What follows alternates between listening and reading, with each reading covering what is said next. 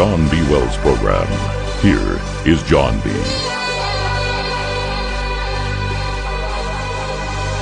All right, our guest is Mr. J. Dyer. Let me tell you a little bit about him. He's a writer and researcher from the southern U.S. with a BA in philosophy. His graduate work focused on the interplay of literary theory, espionage, and philosophy. His work at J's Analysis, and that's jsanalysis.com. It's a good-looking site. Take a look at it. Is dedicated to investigating the deeper themes and messages found in our globalist pseudo-culture, illustrating the connections between philosophy, metaphysics, secret societies, Hollywood, psychological warfare, and comparative religion. J's Analysis is a regular contributor to the popular Activist Post, 21st Century Wire, Global Research, and the scholarly Soul of the East, as well as conducting numerous interviews with experts in the fields ranging from espionage to history to economics, with almost 700 articles and analyses covering topics as diverse as geopolitics all the way to film. His work has appeared on the web's top alternative media outlets. And here he is, without further ado, Jay Dyer. We're going to talk a little bit about everything that seems to be shaping our minds and otherwise putting the zap on our heads. Welcome, Jay. Thank you, John. Pleasure to be here. Say, what is literary theory? Well, it's the academic discipline of, I guess in a way you could say, the philosophy of literature. You know, you can kind of do a philosophy of anything, and literary theory is the undergirding meanings, symbols, literary subtexts, subgenres, anything that might fall within the scope of the academic treatment of literature. So for me, what I chose to do in my graduate work was look at someone like Ian Fleming, and I thought he would make a good topic because he's not generally who you think of in terms of literature. So even though his books were initially pulp fiction, there was a literary scholar and semiotician who's very famous named Umberto Eco. He's the author of The Name of the Rose and Foucault's Pendulum.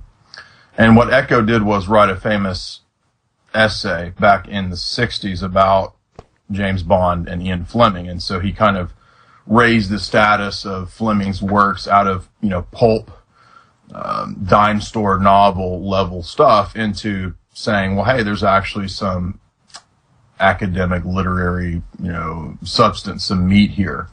So I thought that would be a good subject for doing some graduate work. And so that's what I did. I looked at some of the Bond novels in Ian Fleming's life and how the novels actually parallel quite a few real world black ops and covert espionage operations that, generally speaking, Fleming himself was involved in. So as a high-level British naval PSYOPs officer and someone who helped Bill Donovan establish the OSS, Ian Fleming was much more than people tend to think. So that's my use of literary theory in my own personal research and graduate work.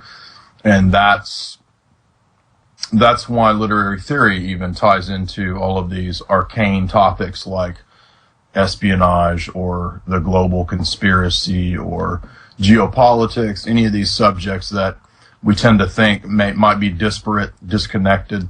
They're actually very integrated. And so places like Hollywood, that comes into play there because the films are obviously written, scripted. And that's what writers do, is they use literary theory. They use sometimes formulas. They use imagery, icons, iconography to produce a story, to tell a story that comes from the realm of the imagination and fiction that then translates into reality, into our world. And then sometimes, in the case of things like James Bond or Ian Fleming, when it affects reality, there's a change in reality that then affects what Ian Fleming would do in the next novel, ultimately for a kind of propaganda purpose. So it all ties in, is what I'm trying to get at. So there you're getting into propaganda, Edward Bernays, all of that marketing that ties back into crafting a story so that you can affect the audience in a certain way. So that's what literary theory is useful for in terms of psychological warfare, and that's really what we're dealing with in terms of the New World Order and all that. Yeah, did you use a term? It went by rather quickly, but just a minute ago in an earlier paragraph. Something, chronography? I thought you used the word chronography, and I thought, No, I don't think if I misspoke, that's not what I intended. Oh, sorry, maybe I misheard. No, that's okay. When I saw literary theory and philosophy and espionage, and the first thing that popped into my head was 3 Days of the Condor. Yes, great film. Yeah, and it's funny you said that. I was actually just talking to somebody the other day about 3 Days of the Condor, because it seemed like there was kind of this period in the 70s in film where there was a lot more freedom maybe in Hollywood to make films that had a positive message and challenged the system. So you would see, like in science fiction, you would see things like Logan's Run, which is very much a Plato's allegory of the cave type film, where the human resistance against the technocratic death cult is successful. You would see things like Omega Man with Charlton Heston. You would see things like 3 Days of the Condor, which is a classic espionage film where we're actually seeing the corruption of the CIA, and Robert Redford's character is busy kind of doing the kind of things I try to do, in a loose sense, where he's having to read all of these fiction stories and all these novels to look for possible codes or messages or plans that might be going on in terms of counterintelligence and so forth. And so he's actually duped. He's actually there's more or less a false flag shooting scenario that goes on that's actually done by the CIA. So I'm sure you've seen the film, so you know all that. But that was a film that kind of challenged the idea of the establishment of the system. And I think just on this subject nowadays, we don't really see that kind of stuff. What we see is films like Zero Dark 30, where we just have this complete upholding of the Bin Laden mythology, straight out of the Pentagon. We have things like American Sniper, where we just automatically we're supposed to have this reverence and awe for anyone who's a soldier, during the Iraq War. So there's not much challenge of the system, I guess, is what I'm trying to say. That seems to distinguish our era of Hollywood from that 70s era. Did you happen to they were running this biblical series called AD on NBC. Came on Sunday nights at 8 o'clock. And then at 9 o'clock, a program called American Odyssey came on. Did you catch that by chance? I did not. I did not hear of it, but no, I didn't see it. It's very interesting because I was completely amazed that NBC, of all outfits, would release such a thing. And it was just really odd, because the American Odyssey was about a woman whose unit, her combat unit, had been annihilated. And she was the sole survivor, but it was annihilated by our own people. And the American Odyssey she's going through the land of headgear, trying to get out. And she eventually connects with a journalist, because they wanted her dead. They wanted the whole unit dead. So that, another false flag. And I was surprised that they ran it at all. I mean, the Homeland just goes on and on and on. But this American Odyssey was real hard-hitting stuff, and I thought, wow, I wonder who cleared this for a play to the general audience. But it only lasted one season. In fact, I don't even think it went a whole season. They just suddenly canceled it. It was very interesting when the last AD show was supposed to run, but I didn't see it. And American Odyssey wasn't on either. Instead, it was this thing called I Can Do That. I don't know if it's about singing or basketball or what it is, but anyway, it was something that sent me immediately to the off button. And I just wondered if you'd caught it, because it was a very damning portrayal of the way the government turns on its own soldiers and uses their annihilation to its which is a necessary component of their agenda, to move that agenda forward. So, yeah, it didn't get much play, but it was pretty riveting stuff. It really was. But again, it didn't last long, which is typical. Yeah, that's what I say. I think anything that does genuinely present a message like that, it's not going to make it too far. I can't think of many examples in recent years where we would see something like that. But maybe a couple films here and there, like Captain America, Winter Soldier, the sequel, that actually presented the whole AI takeover. And I did get a chance to hear your interview with the lady who was discussing Jade Helm and how that's actually an AI program. And so I did actually go through quite a few of those documents that she posted.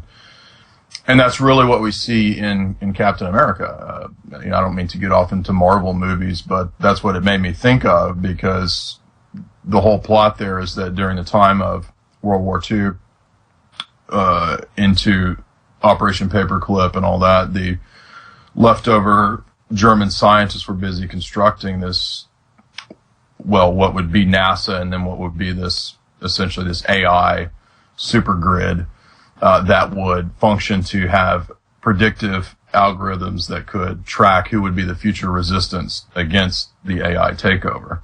And so that's essentially what the plot of that film was. And of course, Captain America representing this sort of resistance and taking down the smart grid and all that. So that was a pretty powerful presentation of, what the real plan is. And immediately made me think of your Jade Helm interview with that woman. So, well, what'd you make of that? Did most of it make sense to you?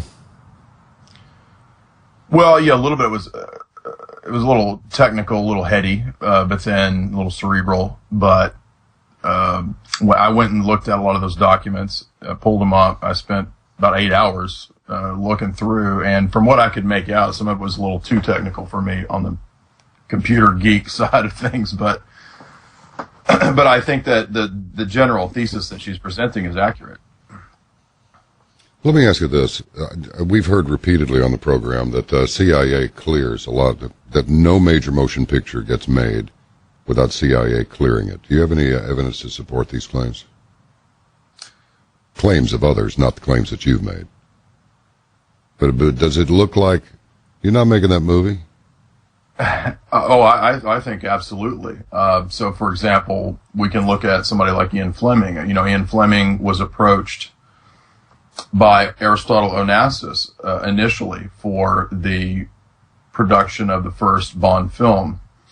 It didn't go through, but Onassis actually wanted to be involved in it, whatever it was going to be. So they first proposed, I think, Dr. No and Casino Royale as a film. And so what I get from that is that the money was going to come from, sort of the oligarch class, the billionaire class, and then it would sort of channel down to Ian Fleming, who's representing that intelligence level, that could kind of steer things and kind of move it down the chain, and then it eventually emerges into whatever Bond film, Casino Royale, and then Dr. No being the first big theatrical release. But anyway, the point being there is that there's a clear example right there of high level psychological warfare and intelligence direction, even though he didn't direct the film, obviously, but he's right there in the middle, in the thick of it. So I think that's telling, but there are numerous examples.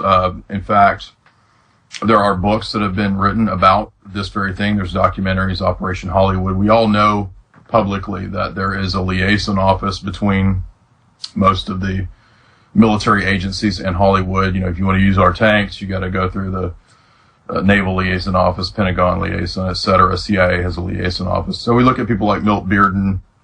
We look at people like, he worked on the film The Recruit with Al Pacino and Colin Firth. That was a late 90s, early 2000, around the time of 9/11 release, about the CIA itself. And it was supposedly the first film that the CIA had a direct role in, helping to create.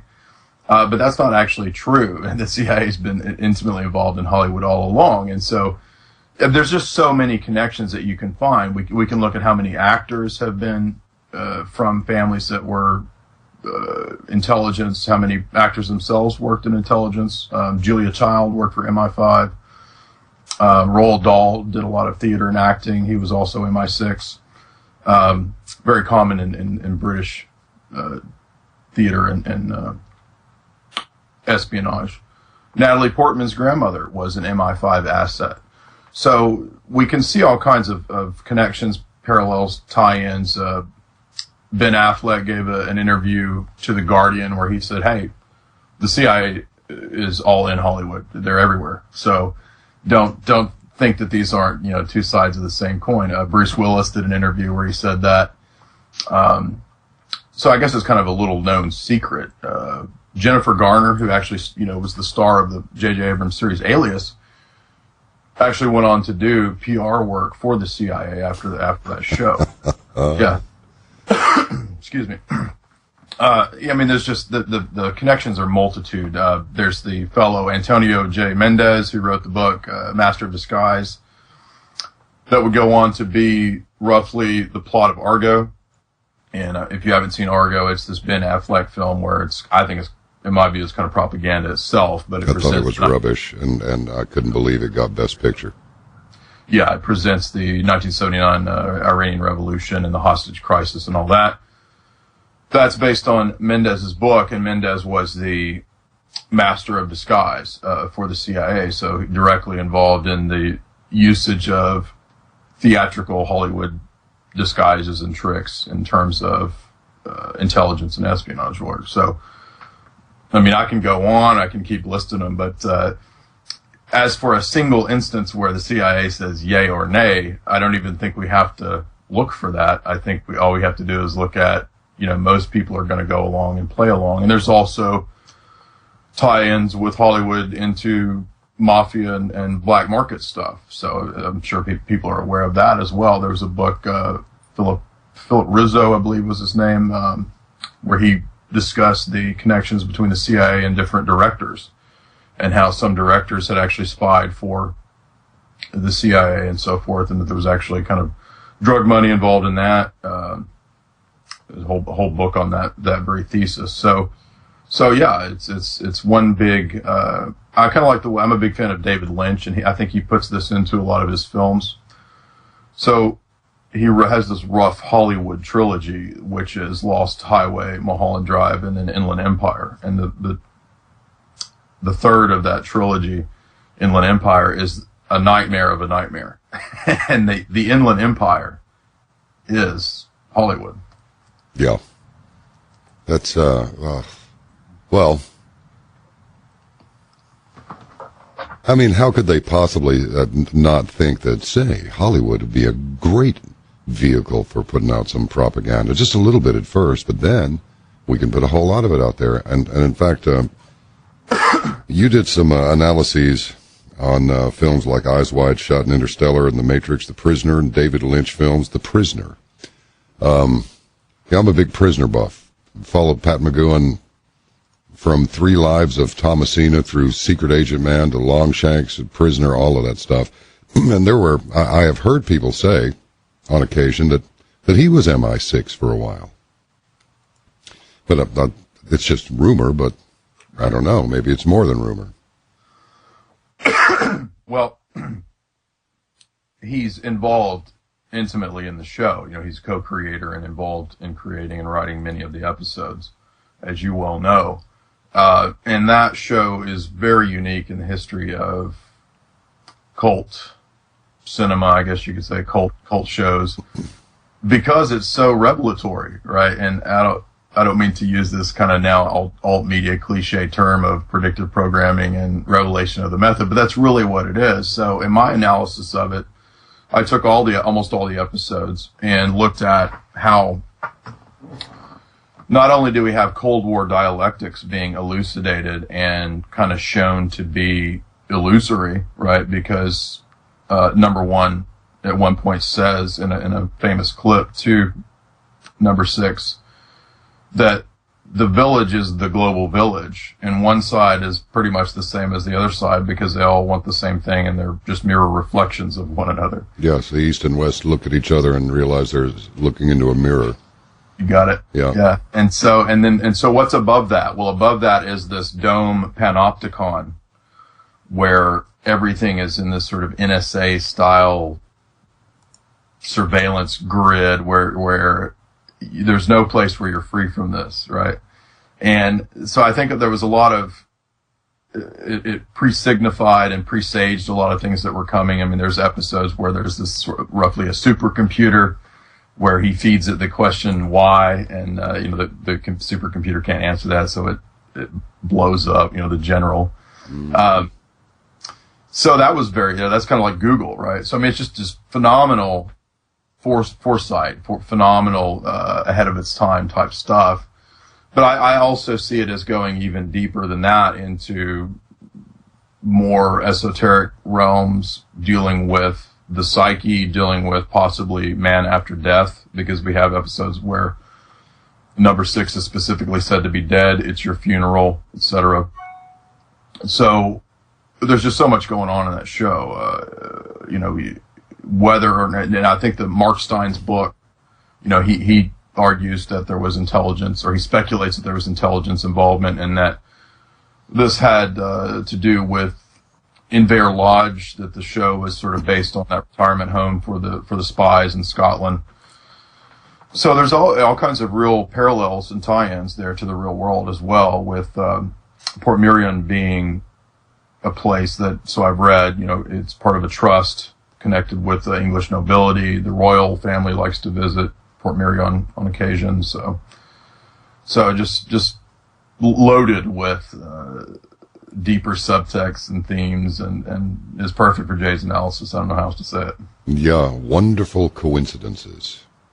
Yeah. Yeah, it's very interesting. One of my favorite lines of his is, I think it's in Free for All, and there's just a medium shot of him, and he makes a comment to number 2, and the comment is, "They are sheep."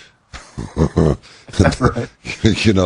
It's just a wonderful series. And then they were all in a twist about how they were, or at least McGowan said himself, that they were in a twist over how are we going to end it? Who is number 1? It's like, wouldn't it have been interesting if, for anybody who hasn't seen the series yet, I'm not going to give it away, but because it's definitely worth looking at. But everybody was outraged over the end. His children were being harassed on their way home from school and everything. People were just losing their minds over it. What if it had been some creepy little banker in a really elaborate office, and it turns out that he's number 1? That probably would have got him killed. Well, right, and there's that rare interview that he did with that the Canadian journalist, where they discussed that topic, what was with this ending, and he doesn't say he says a lot in few words, and he says something to the effect of numerology. He says we're all becoming ciphers, and I think that's a very profound statement, because that's not the kind of thing that you typically hear an actor say. Not in an interview, no. Right. Not usually.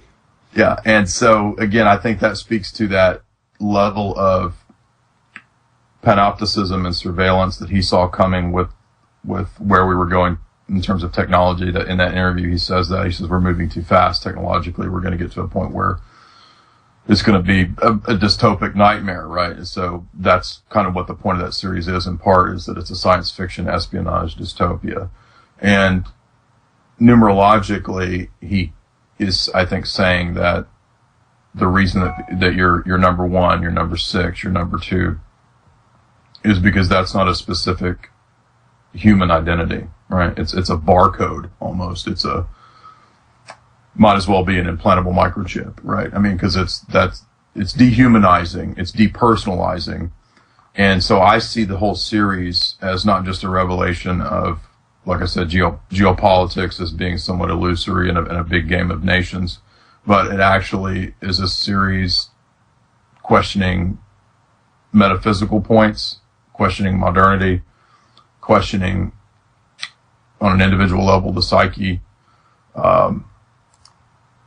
and even occultic and esoteric points with the rovers, and with him never being able to leave the village and I'm not going to, you didn't want to reveal it, so I won't go further than that because I'll give it away. But I mean, there's just so many ways you can take this. It's a place hostile to religion, the village. It's a place where it's a materialistic metaphysic, spiritually empty. It's a place where you don't have culture, tradition, identity. You have progress. You have all these platitudes, these empty slogans, sloganeering. So it's sort of a mix of communism, fascism, socialism, Marxism, all these different isms. Yeah. How about that poster? Well, go ahead. You keep rolling there. Well, no, I mean, I can keep going, but that reminds me of the episodes where he's like, they're chanting, 6, 6, 6. Yep. He's saying, you want liberty, you want freedom, I'll give it to you.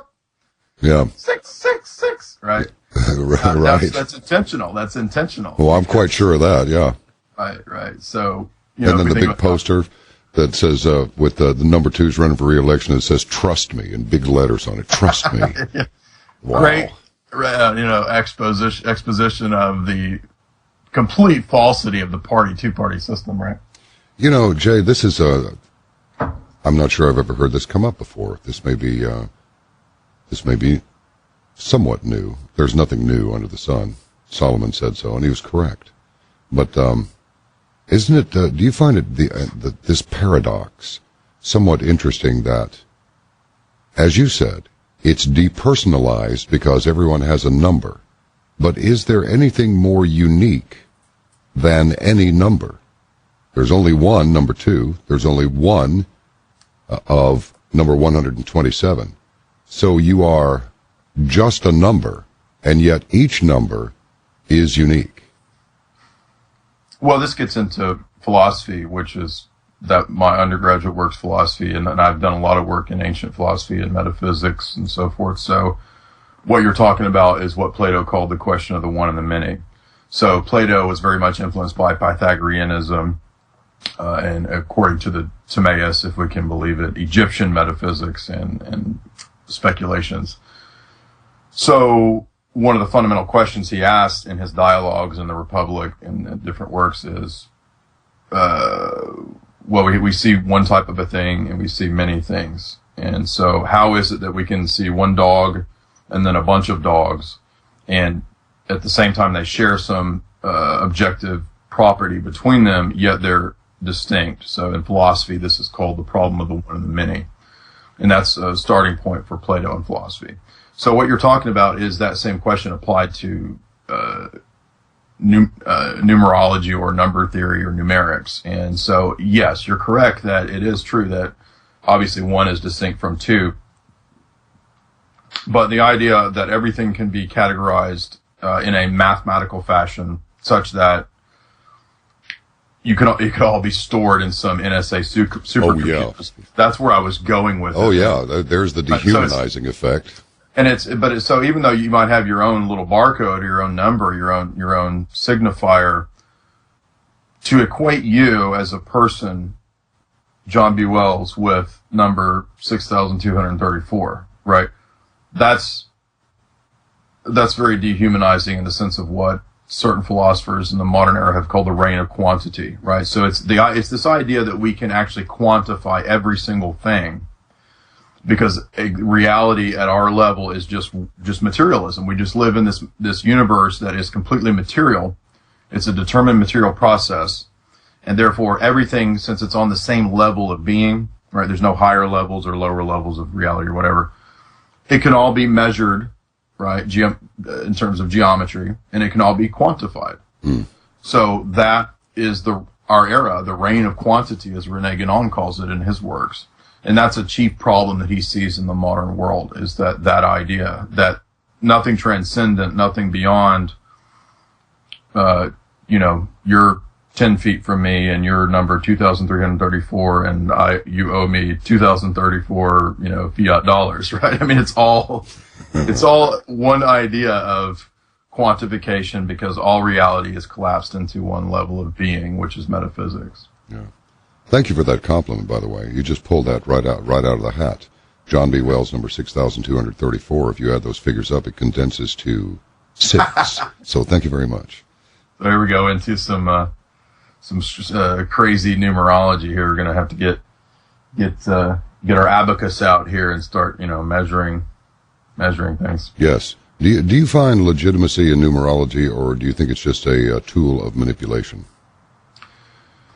That's a pretty damn general question, but No, I do, and one reason I do is because I spent a long time doing biblical theology.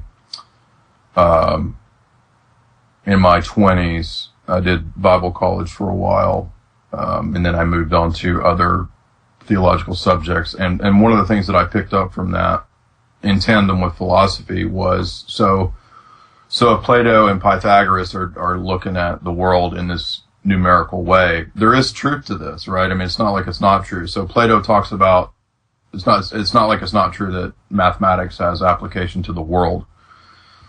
Otherwise, you wouldn't be able to build these computers that are basically complex algorithm number machines. That's what they are.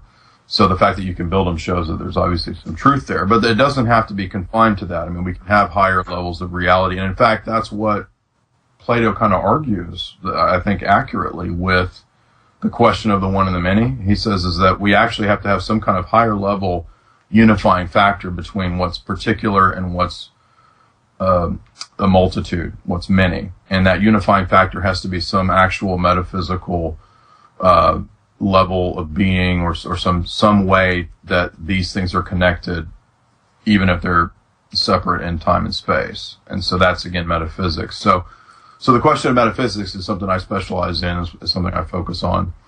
The ancient world believed that there was a real connection between numbers and the world out there, and this is why Plato in the Timaeus can talk about what's called the Platonic solids. So the Platonic solids are geometrical formations that arise out of the abstract, out of the realm of thought, of the conceptual realm, or what Plato would call the formal realm, the realm of forms, but they apply to the makeup of everything in this world, right? Everything in this world has some point, extension, and line and so forth in space that becomes a plane and then becomes, a 3D whatever you're making, your little 3D pyramid, right?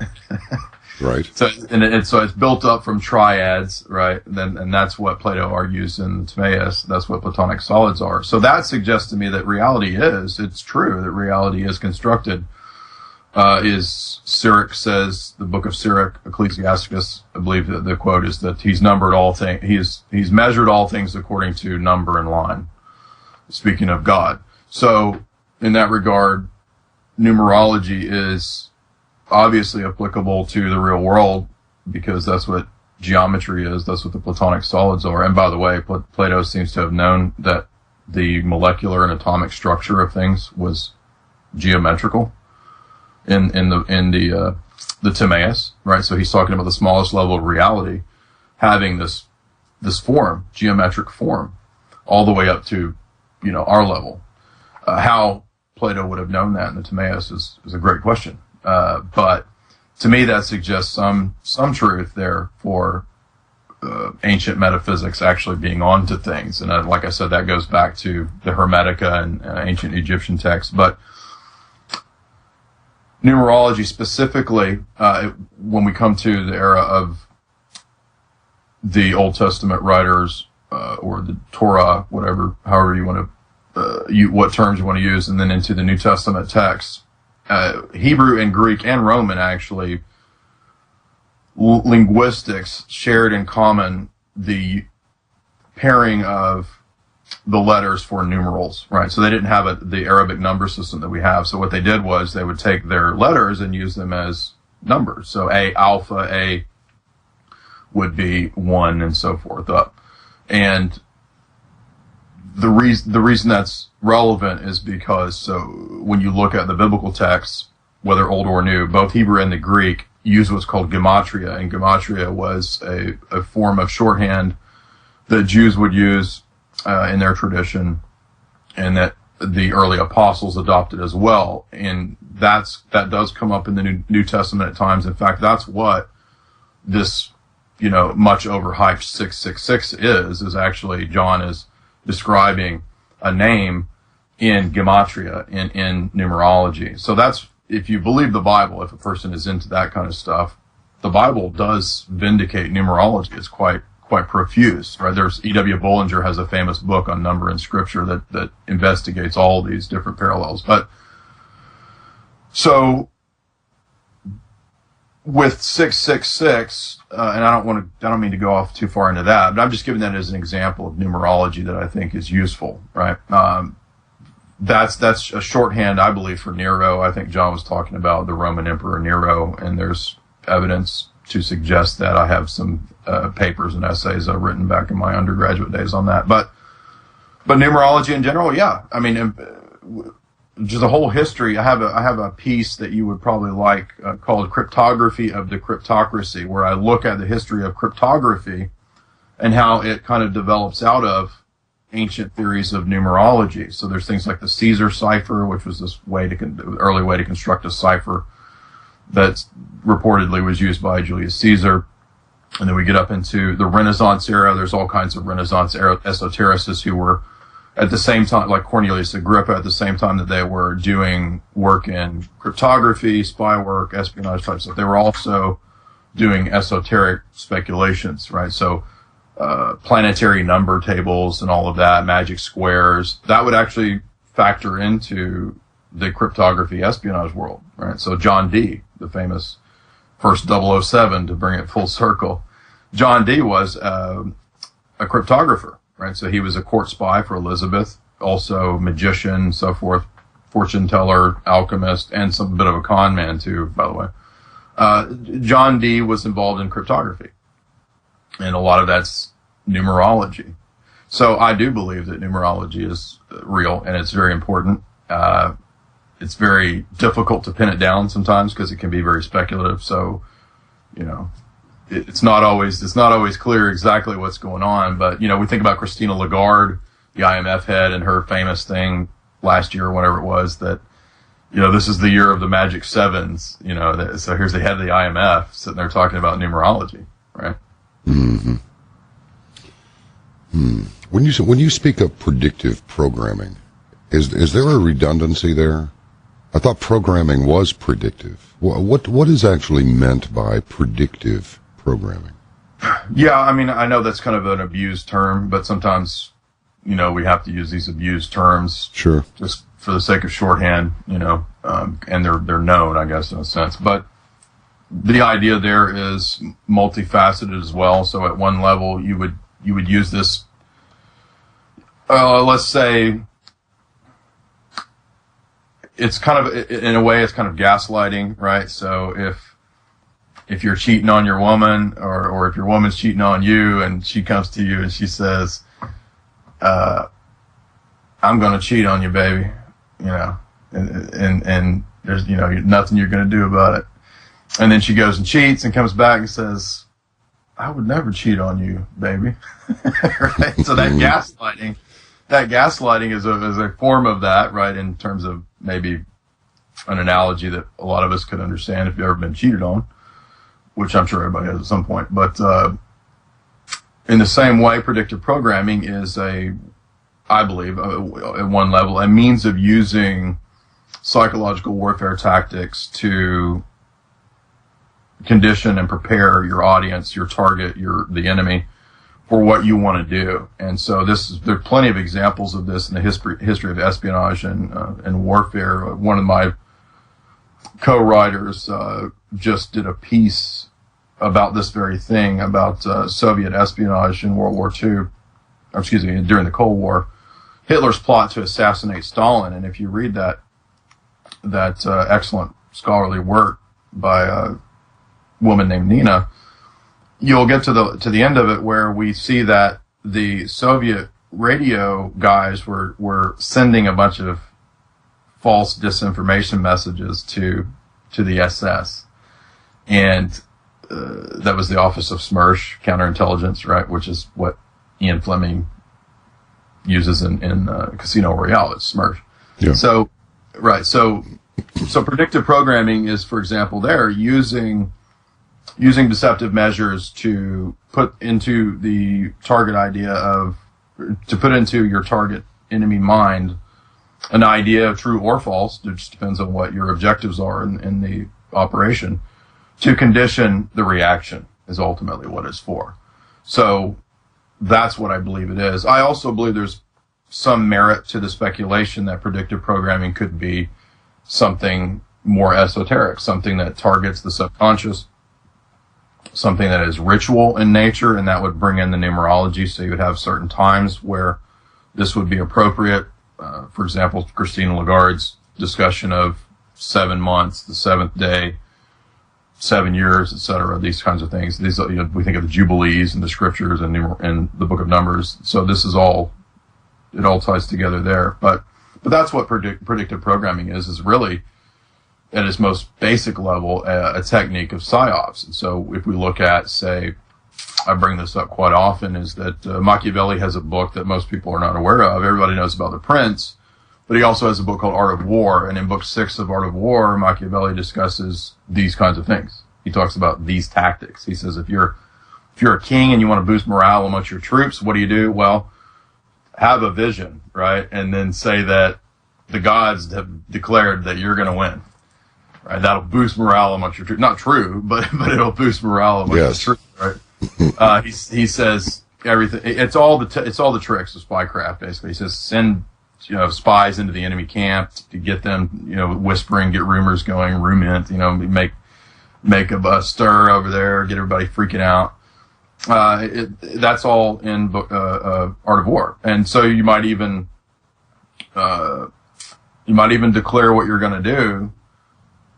The enemy think that it's disinformation or deception and be planning for something else, and then that's what you actually do, right? So there's just a million different ways that you can do this and spin this, and Nina touches on that in Hitler's plot to assassinate Stalin, that essay that she translated from the Russian.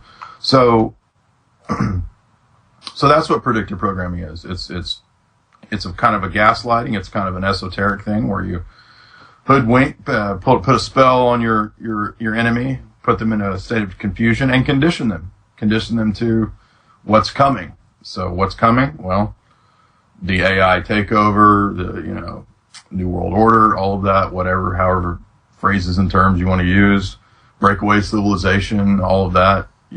That's what Hollywood does. Hollywood is predictive programming. It's disturbing, isn't it? I mean, it really is. I just wonder what the end game is. It is and it isn't, because on one level, if you study history and ancient societies, I've done a lot on the Greeks. The Greeks were doing this 2,000 years ago. In fact, it was part of Greek theater that you would go into the dromenon, they called it in the Greek, which was the idea of dramaturgy or dramatic liturgy. Liturgy is the act of worship in a ritual setting.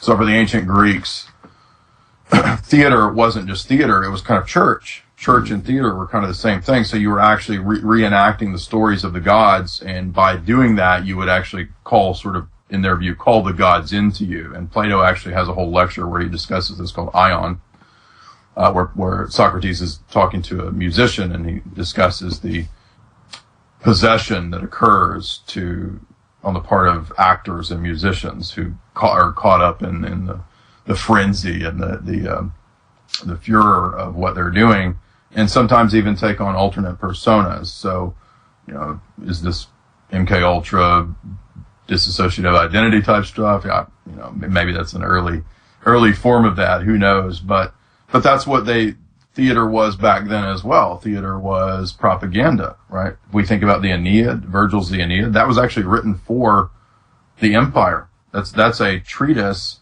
for the empire that is propaganda. So this is old, ancient stuff, right? This is nothing new. So what they're doing today is basically just electrified and slightly twisted, but it's the same stuff. Solomon again, nothing new under the sun, just different technique, different paint job. We'll use a metallic metal flake paint job on this one, but it's the same. It's the same beast. It's souped up with Commodore 64s and Ataris. Well, Commodore 64s. Now, there's a term I haven't heard in a long time. Wow. Right. So in other words, it's scientific now. Right? So back then it was kind of pragmatic, on the part of the oligarch elite, whoever. It's kind of like, oh, they're buying into this stuff. So hey, Virgil, put up a little more pro statecraft propaganda in your Aeneid, please. Right. Otherwise we'll chop your head off. So yeah. And now it's like, memo from the Pentagon to the guys that, who are doing the CGI and the latest, Spielberg film, put some more aliens in there and, get them ready for, get them conditioned, all that, right? So give us a breakdown of your analysis on, let's start with Eyes Wide Shut. What was that actually all about anyway? Yeah, great question. That's a big one. Okay, so it really is a big one, because on the surface it looks like, Kidman and Cruise are having a sexy movie here with some kinky aspects to it. But when you watch this, you kind of go, I'm being creeped out by something, but I'm not really sure what it is. Yes. Now, my thesis on that film is somewhat unique. There are other people in alternative media who have proposed similar theses on other movies. I did not steal that from them. I wrote this analysis long before any of that came out. But so what I think Kubrick is doing with this film is much of what I've been talking about. So on one level, he's playing with the threshold between the fictional and the real. Yeah. And so this is called meta-narrative in film or literature. Shakespeare's Midsummer Night's Dream is a whole play about meta-narrative. So this is very common in film and theater. And is a meta-narrative like a narrative about a narrative? Exactly. Okay, gotcha. Yeah. So in other words, at higher level, like raising it up one level, right? So what's going the reason I point that out in relation to Eyes Wide Shut is that you mentioned that Nicole and Tom were having these marriage problems in real life, right? Yeah. And so this translates into the film.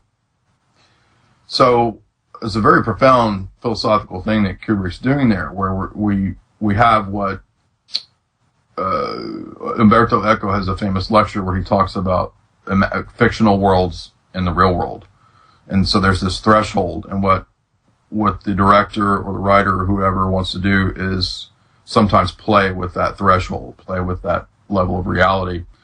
And I think on an esoteric level, that can have a profound effect, because that can really, I think, target someone's subconscious. And I think that's what we're seeing in Hollywood now, with it's so much of it seeming to actually be like the news, and the news actually looks like Hollywood, and Obama actually seems to be he almost seems like a satire of a presidential campaign. Like his campaigns and his presidency are like a Saturday Night Live skit, and then he'll, reference Saturday Night Live skits. So it's like we're living in this satirical alternate reality that's not real, yet it is real, because it's what we're seeing on all the screens across the country. But that's extraordinarily, that's genius, dude, what you just said. Didn't mean to dude you there, but that's what you just said is genius, and I don't remember anybody saying that before, ever. Go ahead, carry on. Didn't mean to interrupt. Well, the reason I said that was that there was a few weeks ago, I don't know if it was when they were talking about Jon Stewart and Daily Show and Obama, and how that was kind of fake, that Obama actually approached Jon Stewart early on in his campaign, in Obama's campaign, and said, try to throw in some Obama propaganda stuff, and then a few months ago, Obama was in a speech talking about Saturday Night Live skits. I mean, come on. This guy's supposed to be running the country, but all he does is play golf, and then it's unreal.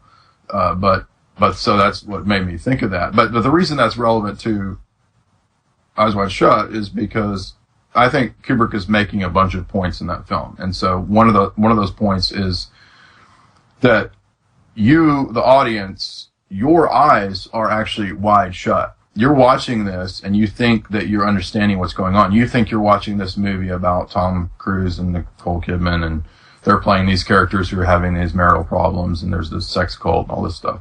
And he's saying that's not really what this is about.